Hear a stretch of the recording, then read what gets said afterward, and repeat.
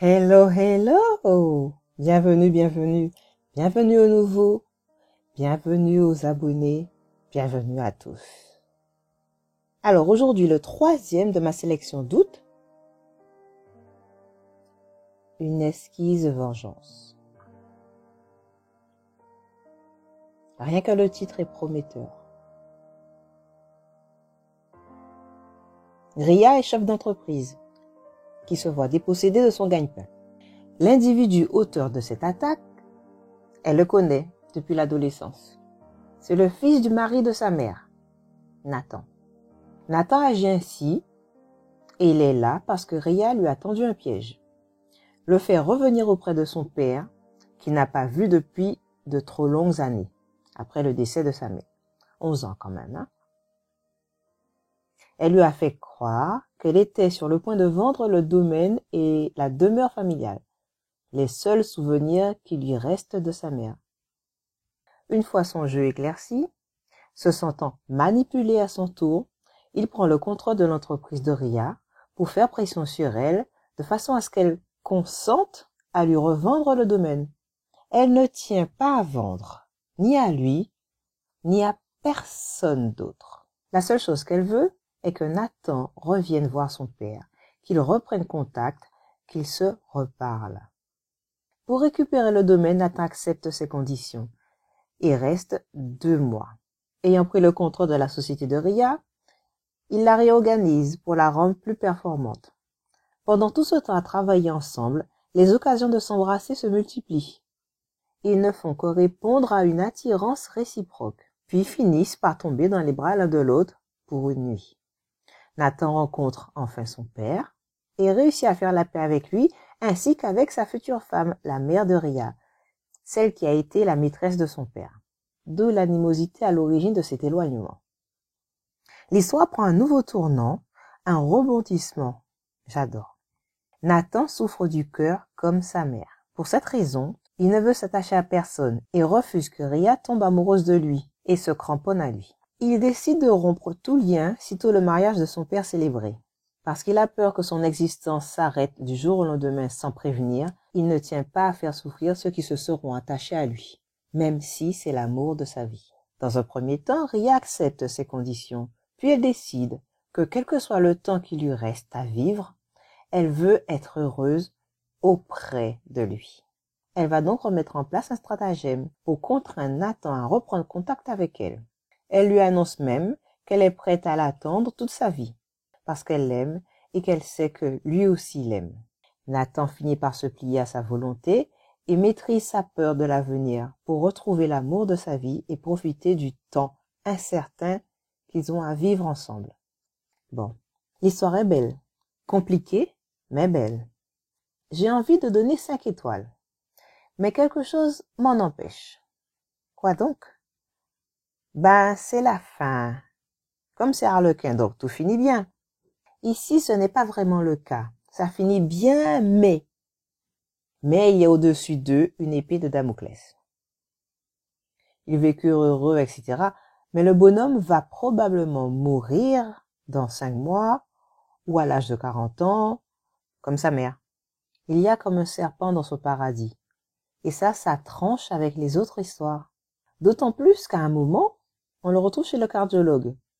Mais cette visite n'apporte rien de négatif ni rien de positif. Pour moi, c'est une scène qui ne sert à rien. Elle est inutile. Je m'attendais à ce que le cardiologue annonce un traitement révolutionnaire ou une opération novatrice mais risquée. Rien de tout ça. Une routine pour dire que tout allait bien. Petit aparté avant le résumé. Ce que j'avais dit sur l'ouverture à la diversité se vérifie. Ça n'est pas dit clairement, mais je crois que Ria est d'origine indienne. C'est vrai qu'elle n'est pas très blanche, mais elle aurait pu être bronzée soleil. On apprend que son père voulait rentrer chez lui en Inde, que sa tante vient d'Inde et qu'elle porte un sari pour son mariage. Que ses tétons sont couleur chocolat. Comme 2 et 2 font 4, c'est logique de penser qu'elle est indienne ou métisse. Je dirais plutôt métisse. Êtes-vous de mon avis? Vous me le direz. Si je dis vrai, C'est une position que l'auteur n'assume pas. Ou bien, elle laisse planer le mystère, un peu comme moi dans mon bouquin. Mais dans quel but? Pour nous laisser mener l'enquête. Ou bien, Harlequin a peut-être peur de l'overdose de diversité. Je rigole. Quoi qu'il en soit, la couverture, elle est très belle. Une robe très osée, puisque très décolletée, mais très belle. Oui, je suis jalouse. De toute façon, c'est fait exprès pour ça. Ça marcherait moins bien si c'était un laidron, n'est-ce pas? Un petit extrait? Un petit, court, pas trop chaud. Faudrait pas que ça vous mette dans des états. Voilà.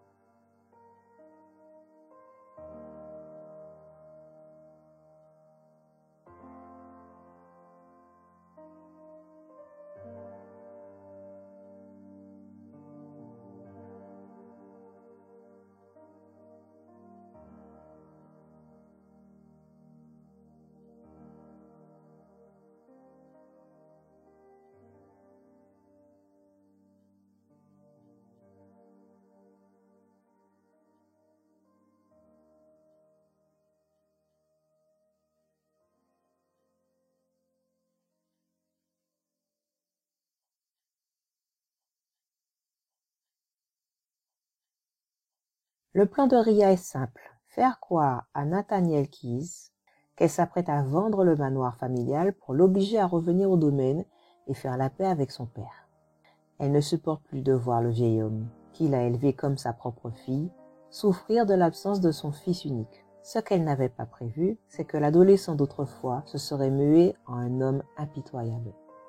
Un homme qui, furieux d'avoir été piégé, a pris le contrôle de l'entreprise qu'elle a créée et menace aujourd'hui de licencier tous ses employés. Malgré elle, Ria doit se rendre à l'évidence. Elle est à la merci de Nathaniel. Et, à en juger par la lueur prédatrice qui brille dans son beau regard azur, elle devine qu'il entend profiter pleinement de sa vengeance. Voilà, chers lecteurs. À bientôt pour de nouvelles aventures romantiques.